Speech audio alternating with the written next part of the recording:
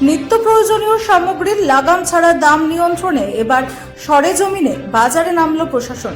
সাত সকালে বসিরহাট নতুন বাজারে অভিযান চালালেও মহকুমা প্রশাসন ও পুলিশ আধিকারিকরা মাছ সবজি থেকে শুরু করে ছোট বড় মুদিখানার ব্যবসায়ীদের সঙ্গে কথা বলে বাজার দর সম্পর্কে খোঁজ নেন তারা।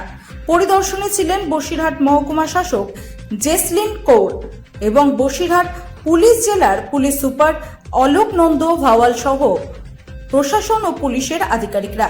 বাজারে সরষের তেল, চিনি, মাছ, সবজি সহ বিভিন্ন নিত্য প্রয়োজনীয় পণ্যের দাম নিয়ে ব্যবসায়ীদের সঙ্গে আলোচনা করেন আধিকারিকরা।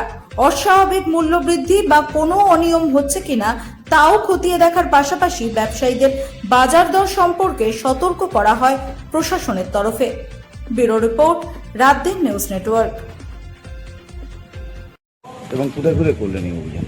গতকাল সিএম স্যারের নির্দেশ অনুসার আজকে আমরা এসপি ম্যাডাম সাথে এখানে এসেছিল। মার্কেটে কি দাম, প্রাইস হাইক কত হলো, কি আছে, জাস্ট একটু অ্যাওয়ারনেস জন্য আর একটা মার্কেট সার্ভে করে এসেছি। মূলত কোন কোন গুলো দেখলেন? চাল, চিনি, এগুলো তো চাল, প্রথমত- চিনি তো বেসিক দেখতেই হবে। বাকি আপনার অয়েলের দাম কি আছে, সবজিগুলোদের দাম কি আছে, মাছ মাংস ওর দামগুলো কি আছে, একটু সেটা দেখুন। বলছি আপনারা ঢোকার পরে দেখলাম বহু দোকান যেগুলো 11টা বাজে অন্য দিন 9টার মধ্যে খুলে যায় সেগুলো এখনো বন্ধ। কারণটা কি? আপনারা এসেছেন বলে কি তারা বন্ধ করে চলে গেছেন নাকি অন্য কোনো কারণ? সেটা আমরা দেখছি একবার কি কি কারণ আছে। আপনারা যেটা মানে অভিযোগ করলেন সঠিক উত্তর দিতে পারলো না, উত্তরের মধ্যে অসঙ্গতি ধরা। এখন আমরা যে আমাকে অর্ডার